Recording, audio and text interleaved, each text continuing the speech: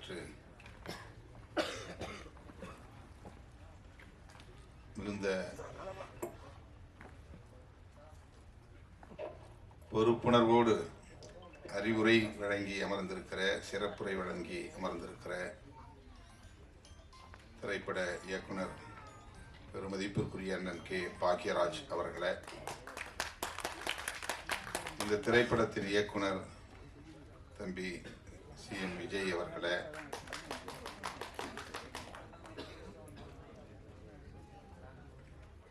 கதை நாயகன் தம்பி புரட்சி நாயகன் அம்பேத்கர் அவர்களே, ஒளிப்பதிவாளர் திருப்பதி அவர்களே, இசையமைப்பாளர் விஜய் அவர்களே, படத்தொகுப்பாளர் வெற்றி சண்முகம் அவர்களே, பாடல் ஆசிரியர் பு முத்துக்குமார் அவர்களே, மக்கள் தொடர்பாளர் கோவிந்தராஜ் அவர்களே, இணை தயாரிப்பாளர்கள் முருகன், சுடர் ஐயப்பன், இந்திரன், சிவரத்தினம் ஆகிய தோழர்களே, தயாரிப்பாளர் AV ராஜாத்தி அவர்களே, நிகழ்வில் பங்கேற்று இதனை சிறப்பித்துக் கொண்டிருக்கிற ஆன்மீக சேவகர் திரு A முருகன் அவர்களே, திரைப்பட இயக்குனர் பாரதி கண்ணன் அவர்களே,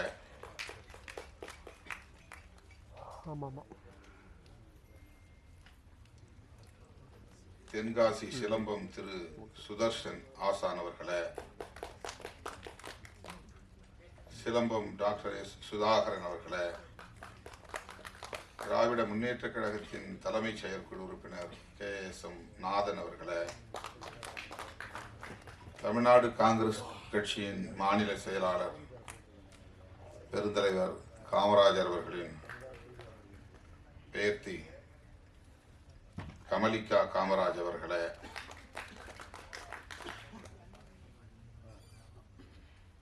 இந்த திரைப்படத்தில் தோன்றியிருக்கும் நடிகை மதிப்பிற்குரிய தீபா அவர்களே,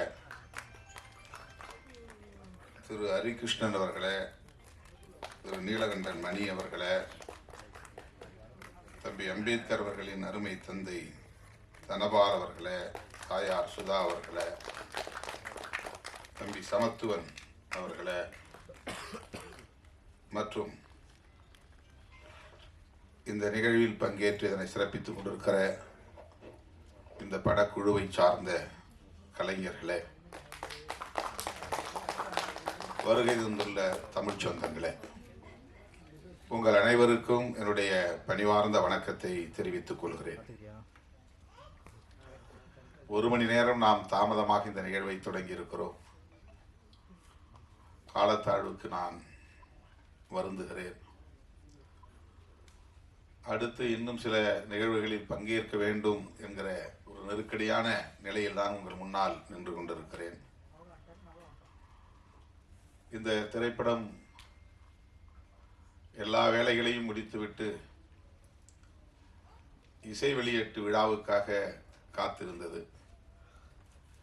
ஒவ்வொரு முறையும் தனபால் அவர்களும் தம்பி அம்பேத்கர் அவர்களும் இந்த இசை வெளியீட்டு விழாவுக்கு நீங்கள் தேதி ஒதுக்க வேண்டும் என்று இயக்குனரோடு வந்து அழுத்தம் கொடுத்தார்கள். எனக்கு நேரம் ஒதுக்க இயலவில்லை. கடைசியாக அவர்களே ஒரு இந்த தேதியை முடிவு செய்து கட்டாயம் வந்தாக வேண்டும், இனி காலம் தாழ்த்த முடியாது என்று ஒரு நிர்பந்தத்தில் முடிவு செய்யப்பட்டது. இவ்வளவு சிறப்பாக இது நடந்தேறும் என்று நான் எதிர்பார்க்கவில்லை. மிகச் சிறப்பாக இது நடந்து கொண்டிருக்கிறது. இந்த நிகழ்வை நம்முடைய இயக்குனர் திலகம் புரட்சி தலைவர் MGR அவர்களின் கலை உலக வாரிசு திரைக்கதை வித்தகர் இயக்குனர் பாக்கியராஜ் அவர்கள் பங்கேற்று இந்நிகழ்வையும் சிறப்பித்திருக்கிறார். இந்த திரைப்படத்திற்கும் பெருமை சேர்த்திருக்கிறார். திரைப்பட கதாநாயகன் அம்பேத்கருக்கும் மனப்பூர்வமான வாழ்த்துக்களை வழங்கியிருக்கிறார். அவரோடு நான் இந்த நிகழ்விலே பங்கேற்றதில் மகிழ்ச்சி அடைகிறேன்.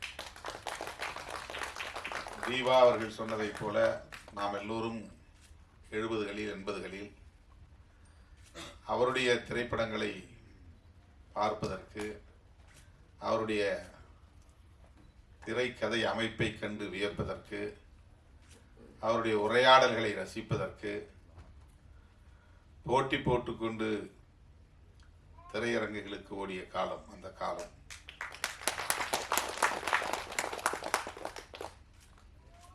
அதனால்தான் எம்ஜிஆர் அவர்கள் வேறு யாரையும் வாரிசு என்று அவர் வெளிப்படையாக அறிவித்ததில்லை. என்னுடைய வாரிசு, கலை உலக வாரிசு பாக்கியராஜ் என்று எம்ஜிஆர் அவர்கள் வெளிப்படையாக அறிவித்து அவரை உச்சி மோந்து பாராட்டியிருக்கிறார்.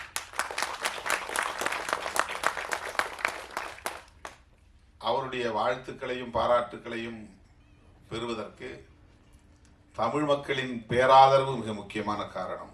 அந்த அளவுக்கு தமிழ் மக்களின் நெஞ்சத்தை அள்ளியவர் நம்முடைய இயக்குனர் பாக்கியராஜ் அவர்கள். அவருக்கென்று ஒரு தனி வழி, தனி பாணி. திரைக்கதை அமைப்பதென்றால் அதற்கு பாக்கியராஜ் அவர்கள்தான் ஒரே அடையாளம், சான்று என்று சொல்லக்கூடிய அளவுக்கு அதில் மிகப்பெரிய சாதனையாளராக விளங்கியவர்.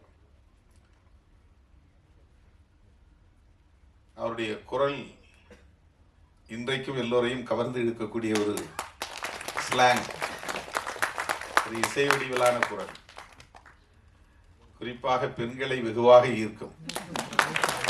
திரைப்படங்களில் ஒரு அப்பாவித்தனமாக எதுவுமே தெரியாத ஒரு அப்பாவி இளைஞரை போல ஒவ்வொரு படத்திலும் அவர் பேசுவது, பொருள் பொதிந்த உரையாடல்களை செய்வது, அறிவுரை வழங்குகிற காட்சிகளை அமைப்பது, முற்போக்கான சிந்தனைகளை நாம் எல்லோரும் இன்றைக்கு இயக்கங்களாக மாறி போராடி கொண்டிருக்கிற இந்த விவரங்களை எல்லாம் அன்றைக்கு எந்த இயக்கமும் அமைக்காமல் திரைக்களத்திலேயே போராடியவர். இந்த கருத்துக்களை பேசியவர், முற்போக்கு கருத்துக்களை பேசியவர். சாதி வேண்டாம், சகோதரத்துவம் வேண்டும், நாம் எல்லோரும் ஒன்று, சமத்துவம் என்கிற அந்த கருத்துக்களை அந்த குடும்ப கதை அமைப்பிலேயே கொண்டு வரக்கூடிய அளவுக்கான வல்லமை பெற்றவர். இன்றைக்கும் அதே நிலைப்பாட்டில் உறுதியாக இருக்கிறார். அவருடைய தோற்றம் கூட இன்னும் மாறவில்லை. அப்படியே இளமை ஊஞ்சலாடுகிறது என்று சொல்லக்கூடிய அளவுக்கு அதை அப்படியே அவர் மெயின்டைன் செய்கிறார். அந்த குரல், அந்த கருத்து, அந்த பார்வை அனைத்தும் இந்த தலைமுறையையும் கவரக்கூடிய வகையிலே அமைந்திருக்கிறது. அந்த வகையிலே அவர் இந்த நிகழ்வில் பங்கேற்றது நமக்கு அனைவருக்கும் பெருமை, மகிழ்ச்சி. அவர் சொன்னதைப் போல இயக்குனர் விஜய் அவர்களும் தம்பி கதாநாயகன் அம்பேத்கர் அவர்களும்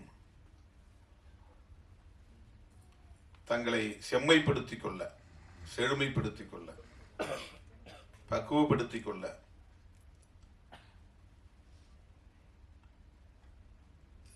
தங்களுடைய களத்தில் முன்னோர் யாரோ, சாதித்தவர்கள் யாரோ அவர்களை பின்பற்ற வேண்டும். அப்போதுதான் இந்த களத்திலே வெற்றி பெற முடியும்.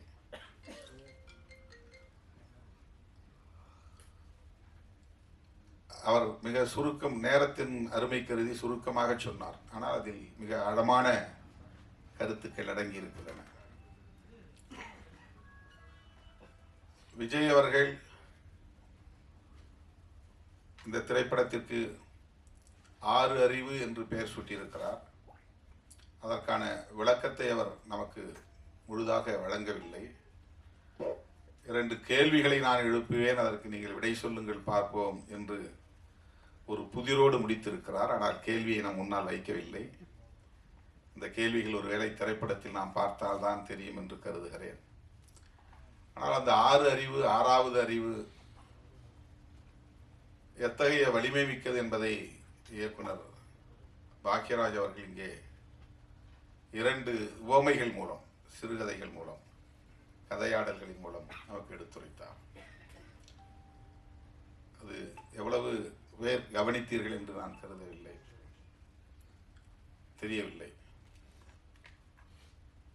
என்னுடைய எதிர்காலத்தையே உடைத்து விட்டேன் என்று ஒருவன் சொல்லுகிறான். அவன் வேலை செய்கிற கடையில் விலை உயர்ந்த ஒரு பொருளை அவன் உருட்டி உடைத்து விட்டான். இந்த பொருள் உடைந்து விட்டது என்று சொல்லி அவன் பதறவில்லை. அவன் ஒரு ஜட்ஜ்மெண்ட்டுக்கே வந்துட்டான். நம்மளை முதலாளி வெளியே அனுப்பிச்சிருவாரு, நாம் அவ்வளோ விலை உயர்ந்த பொருளை உடைச்சிட்டோம், என் எதிர்காலமே போச்சு.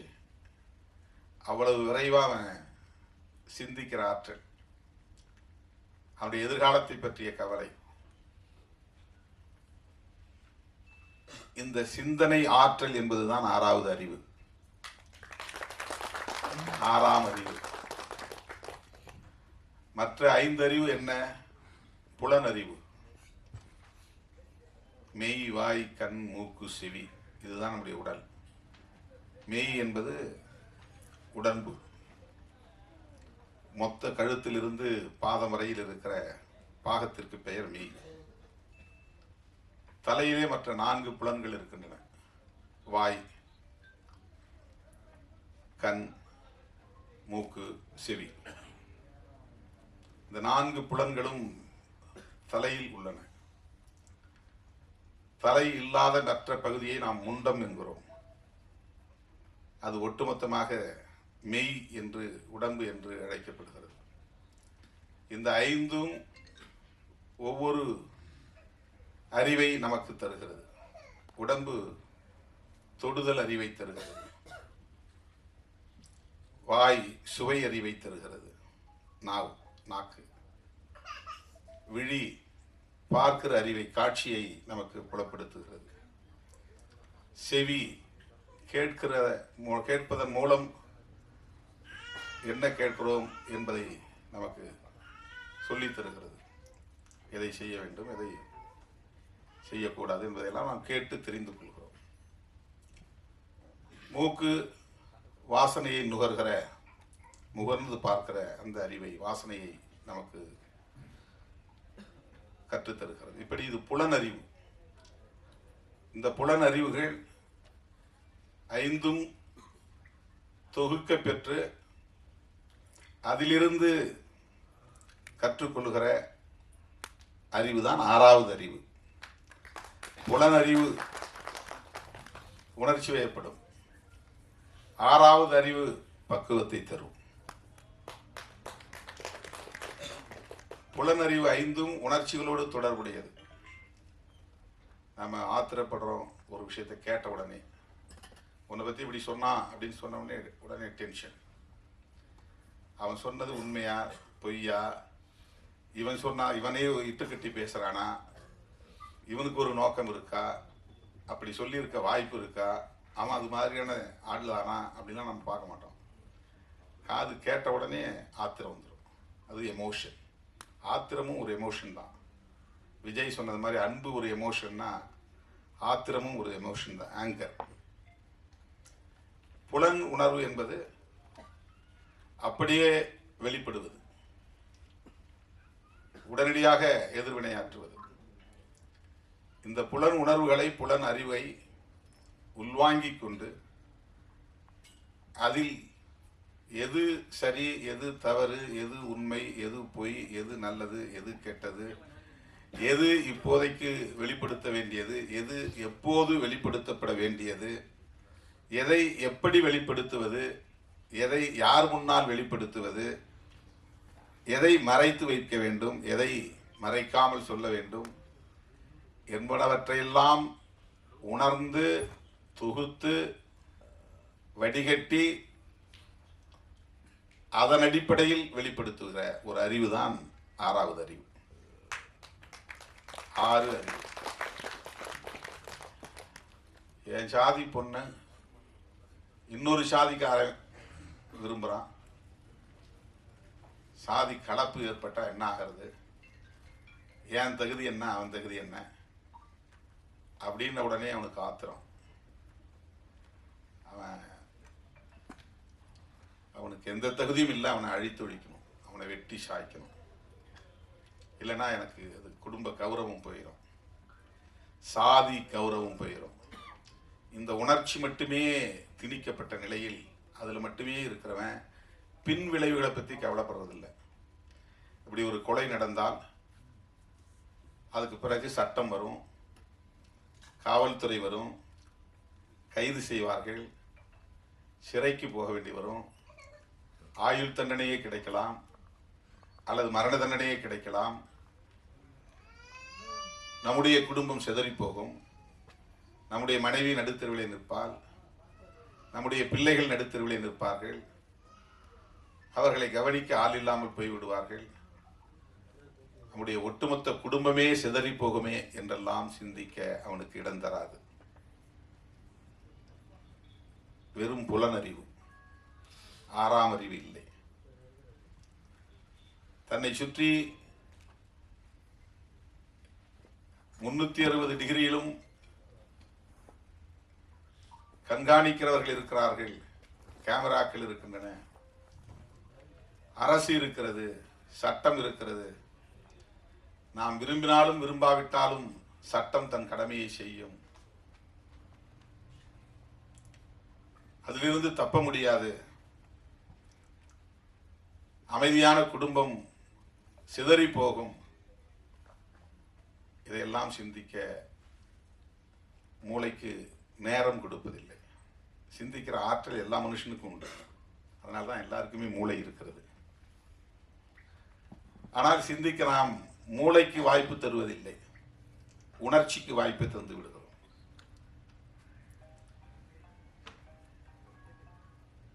விலங்கினங்களிலிருந்து மனிதன் வேறுபடுவது இந்த ஆறாம் அறிவின் மூலம்தான்.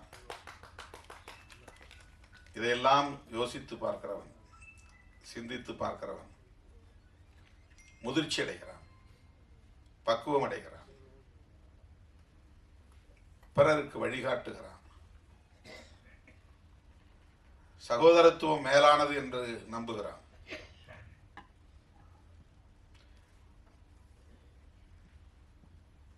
ஜாதி ஜாதி ஜாதி என்பது நாம் பிறப்பதற்கு முன்பிருந்தே விவாதிக்கப்படுகிற ஒன்றாக இருக்கிறது. உலகத்தில் வேறு எந்த நாட்டிலும் இந்த சமூக கட்டமைப்பு இல்லை, எந்த மதத்திலும் இந்த வடிவமைப்பு இல்லை. சாதி அடிப்படையில் உறவுகளை தீர்மானிப்பது, மன வாழ்க்கையை தீர்மானிப்பது என்கிற ஒரு வாழ்வியல் உலகத்தில் வேறு எந்த சமூகத்திலும் இல்லை. தமிழனாகவும் இவனால் ஒன்று சேர முடியவில்லை, இந்தியனாகவும் இவனால் ஒன்று சேர முடியவில்லை, பாட்டாளியாகவும் இவனால் ஒன்று சேர முடியவில்லை. ஒரே சாதிக்குள் ஒரு சகோதரத்துவமும் மலர்வதற்கு வாய்ப்பில்லை என்கிற நிலையை எது ஏற்படுத்தி இருக்கிறது என்றால் சாதிதான்.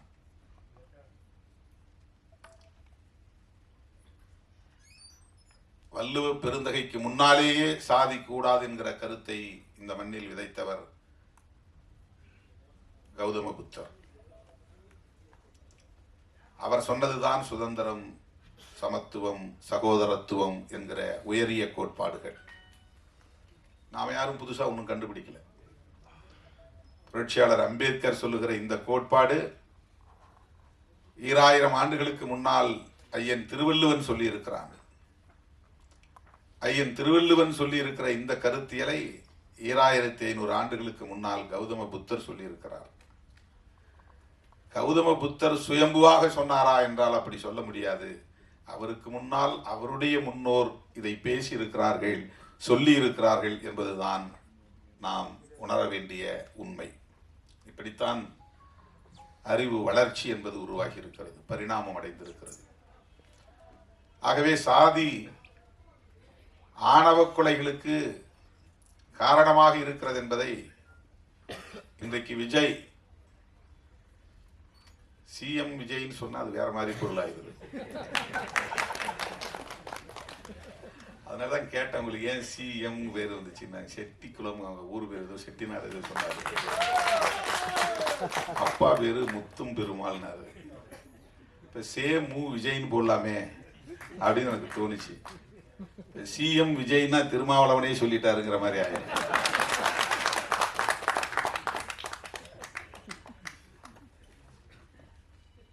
அவர் இன்னைக்கு ஆணவ கொலையை பற்றி பேசுறாருன்னா, இதுக்கு முன்னால யாருமே பேசலையான்னா எல்லாம் பேசியிருக்கிறாங்க. நம்முடைய இயக்குனர் அண்ணன் பாக்கியராஜ் அவர்கள் படங்களில் ஏராளமாக இந்த சாதி பிரச்சனைகள் விவாதிக்கப்பட்டிருக்கிறது. அவர் படங்களை திருப்பி போட்டு பாருங்க.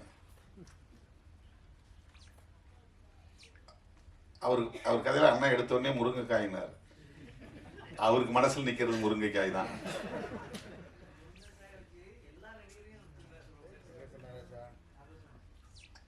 அது ஒரு உத்தி, அவ்வளவுதான். ஆனா அவர் அந்த படத்துல சொல்லியிருக்கிற செய்திகள் ஏராளம், ஒவ்வொரு படத்திலுமே. அப்போ இந்த சாதி அமைப்பு கூடாது அப்படிங்கிற கருத்தை நாம புதுசா பேசல, திருமாவளவன் பேசல. இது ஒன்றும் திருமாவளவனுடைய கண்டுபிடிப்பு கிடையாது. சில பேர் அப்படி ஒரு தோற்றத்தை உருவாக்குகிறார்கள். இவன் வந்த பிறகுதான் எல்லாம் ஜீன்ஸ் போடுறாங்க, டிஷர்ட் போடுறாங்க, கூலிங் கிளாஸ் கண்ணாடி போடுறாங்க, பஸ் ஸ்டாண்டில் நிற்கிறாங்க, நம்ம பிள்ளைகளை மயக்கிறாங்க. இதெல்லாம் அரசியலுக்காக பேசுவது. டிஷர்ட் போட்டால் பெண்கள் மயங்கிடுவாங்களா? கூலிங் கிளாஸ் போட்டால் பெண்கள் மயங்கிடுவாங்களா? ஜீன்ஸ் போட்டு பேண்ட் போட்டால் உடனே பெண்கள் அங்கே பின்னாலே போயிடுவாங்களா? இது பெண்களையே குறைத்து மதிப்பிடுகிற ஒரு விமர்சனம். அது இப்படி அல்ல. காதலுக்கு எந்த வரம்பும் இல்லை. அது ஒரு உயரிய உணர்வு, தூய்மையான உணர்வு. அதை எந்த சக்தியாலும் கட்டுப்படுத்த முடியாது. நீ எத்தனை கொலைகளை பண்ணாலும் காதலை உன்னால ஒண்ணும் பண்ண முடியாது. நீ வேணா உள்ள போலாம், ஜெயில கிடக்கலாம், அவ்வளவுதான். அதுதான் எதிர்வினை. ஒரு உயிரை நீ பறிக்கலாம், நீ ஜெயிலுக்கு போய் கிடக்கலாம், அவ்வளவுதான் நடக்கும். மதுரை வீரன் காலத்திலிருந்தே புராண காலத்துல மதுரை வீரன் கதையே அப்படிதான் நடந்திருக்குது. சாதி விட்டு சாதி. காத்தவராயன் கதையே அப்படிதான் நடந்திருக்குது. காத்தவராயன் ஆரியமாலா கதைன்னு நினைக்கிறேன். நிறைய கதைகள் அப்படி இருக்கு. நிறைய குலதெய்வ கதைகளை போனீங்கன்னா நிறைய சாதி விட்டு சாதி திருமணம் செஞ்சு அதனால படுகொலை செய்யப்பட்டு அப்படி கொல்லப்பட்டவர்களையே அம்மனா வழிபடுறாங்க, இல்லைன்னா ஐயனா வழிபடுறாங்க. ஐயனார், ஐயன், இதுதான் குலதெய்வங்கள். குலதெய்வங்கள்ங்கிறது சிவன் மகாவிஷ்ணு மாதிரியான கதைகளை கொண்டது கிடையாது. நம்மோடு வாழ்ந்தவர்கள் மடிந்திருப்பார்கள். அவர்கள் நமக்கு முன்னோர்களாக பாதுகாவலர்களாக இருந்திருப்பார்கள். அவர்கள் நமக்காக நம்முடைய குலத்தை காப்பதற்காக ஆயுதம் ஏந்தி இருப்பார்கள், வெட்டுப்பட்டு இருப்பார்கள், களத்திலே பலியாகி இருப்பார்கள். அவர்களை நினைவு கூர்ந்து நடுகள் நட்டு அவர்களை வழிபாடு செய்கிற ஒரு முறைதான் குலதெய்வ முறை வழிபாட்டு முறையாக மாறி இருக்கிறது. அப்படி நிறைய தரவுகள் உண்டு. இப்போ நாமெல்லாம் பெருந்தெய்வங்களை கும்புற வழக்கம் நமக்கு கிடையாது. ஊருக்கெல்லாம் போயின்னா முனியாண்டி, கருப்புசாமி, மாயவன், இப்படிதான் சாமி. இதெல்லாம் யாருன்னா நம்முடைய முன்னோர். அவங்களுக்கு இருந்த பேர். அவங்களுக்கு சாராயம் வச்சு படைப்பாங்க, கறி வச்சு கிடா வெட்டி கறி சமைச்சு படைப்பாங்க. இதெல்லாம் நம்முடைய வாழ்வியலில் இருந்த முக்கியமான கூறுகள். சாதி அடிப்படையிலான படுகொலைகள் நடந்து அந்த படுகொலைகளால் தியாகம் செய்த அவர்கள் எல்லாம் கடவுளாக்கப்பட்டிருக்கிறார்கள், நடுகளாக்கப்பட்டிருக்கிறார்கள். நடந்திருக்கு. இப்போ என்ன அதுல இருந்து தெரிய வருதுன்னா, இந்த சாதி அடிப்படையில் சாதி விட்டு சாதி திருமணம் பண்ணக்கூடாது, கலப்பு திருமணம் பண்ணக்கூடாது அப்படிங்கிற கருத்து இன்னைக்கு நேற்றுக்குள்ள ரொம்ப காலமா இருக்கு. காதல் ரொம்ப காலமா மனிதன் தோன்றிய காலத்தில் இருந்து இருக்கு. காதலுக்கு எதிர்ப்பும் அந்த காலத்தில் இருந்து இருக்கு. காதலின் பெயரால் சாதி விட்டு சாதி திருமணம் நடந்தால் ஆணவ கொலைகள், அது இங்கிலீஷ்ல ஹானர் கில்லிங்கிறான். ஹானர் கில்லிங்னா கௌரவ கொலை. அதுல என்ன கௌரவம் இருக்குது? அது ஆணவம் தான். அது அதனால தான் ஆணவ கொலைன்னு இப்ப நம்ம புதுசா அழைக்கிறோம். அதுல என்ன கௌரவம் இருக்கு? பெற்ற பிள்ளையை, 10 மாதம் சுமந்த பிள்ளையை, பாலூட்டி சீராட்டி வளர்த்த பிள்ளையை கொஞ்சி குழவிய பிள்ளையை ஈவிரக்கமில்லாமல் வெட்டி சாய்க்கிற அளவுக்கு மூர்க்கம் வருகிறது என்றால் அது சாதியின் பெயரால் ஏற்படுகிற பித்துக்குளித்தனம். அது சாதி அவன் கண்ணை மறைக்குது, மூளையை செயல்பட விடாம தடுக்குது. ஆகவே அந்த ஆணவ கொலைகள் காலம் காலமாக சமூகத்திலே இருந்து கொண்டே இருப்பதை நாம் பார்க்கிறோம். அதை அவ்வப்போது பலர் கண்டித்திருக்கிறார்கள், அதை எதிர்த்திருக்கிறார்கள், போராடி இருக்கிறார்கள். அந்த வரிசையில தான் நம்ம பெரியாரையும் அம்பேத்கரையும் பார்க்கிறோம். இது எப்பதான் தீர்வு வரும்? இதுக்கெல்லாம் ஒரு குறிப்பிட்ட காலக்கெடு நம்ம சொல்ல முடியாது, ஒரு டியூரேஷன் சொல்ல முடியாது. பசிக்குது, சோறாக்கணும் அப்படின்னா 1/2 hourல சமைச்சிடலாம், ஒரு டைம் சொல்லணும். 1/2 hourல உட்காருங்க, நான் சமைச்சு கொடுத்துட்றேன் அப்படின்னு டைம் சொல்ல முடியும், ஒரு கெடு சொல்ல முடியும். அங்கிருந்து டெல்லிக்கு போகணும், அவங்க யாரோ ஒருத்தரை பார்க்கணும் அப்படின்னா அதுக்கு என்ன டைம்? ட்ரெயினில் போனால் இத்தனை மணி நேரம் ஆகும், 24 மணி நேரம் ஆகும். ஃப்ளைட்டில் போனால் 2.25 மணி நேரம் ஆகும், ஒரு டைம் சொல்லிடலாம்.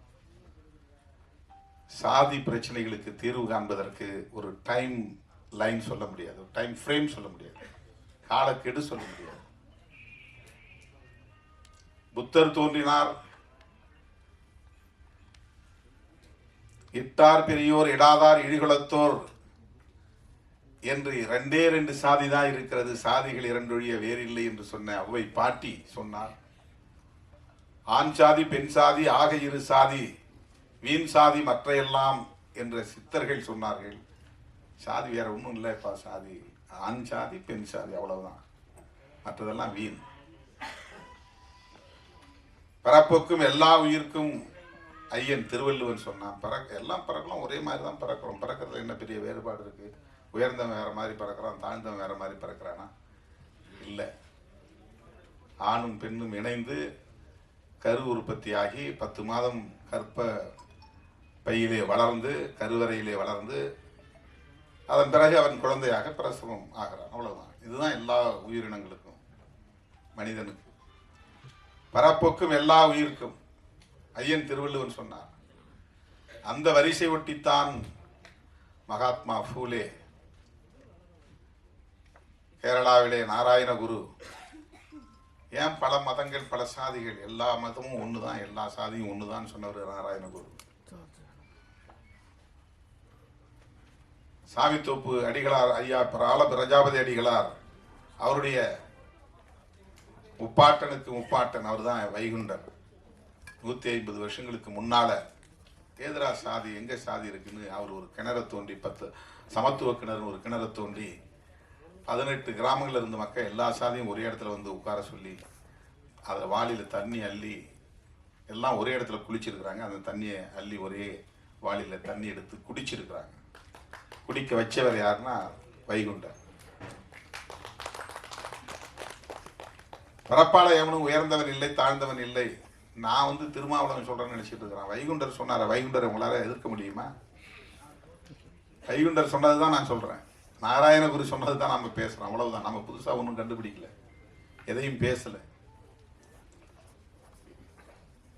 அவங்களுக்கு பின்னால தோன்றியவர்கள் தான் பெரியார், அம்பேத்கர்லாம். இவங்களுக்கு மூத்தவர் வைகுண்டர், சமகாலத்தவர் ஐயா நாராயணகுரு. அதே காலத்து தலைவர் பசவண்ணா, அவரும் 150 வருஷத்துக்கு முன்னால 200 வருஷத்துக்கு முன்னால நினைக்கிறேன், 12ஆம் நூற்றாண்டு. அவர் கிட்டத்தட்ட 800 வருஷத்துக்கு முன்னால அவர் சாதி பிறப்பின் அடிப்படையில் சாதி இல்லைன்னு எதிர்த்து போரிட்டவர் தான். இன்னைக்கு அவரை பின்பற்றவங்க சாதியை கடைபிடிக்கிறாங்க, அது வேற விஷயம். ரொம்ப அருமையா ஒரு விஷயத்தை சொன்னார். புத்தர், நபிகள் நாயகம், இயேசு பெருமான், இந்த 3 மாமனிதர்களும் மனிதநேயமே உலகின் தலை சிறந்த கொள்கை என்றுதான் சொல்லி இருக்கிறார்கள். ஆனா அவரை பின்பற்றதான் உலகத்துல எல்லா நாடுகளிலும் இருக்கிறான், எல்லாம் கத்தியை தூக்கிட்டு நிக்கிறான், அருவாளை தூக்கிட்டு நிக்கிறான். அதுதான் வீரம் சொல்றான்.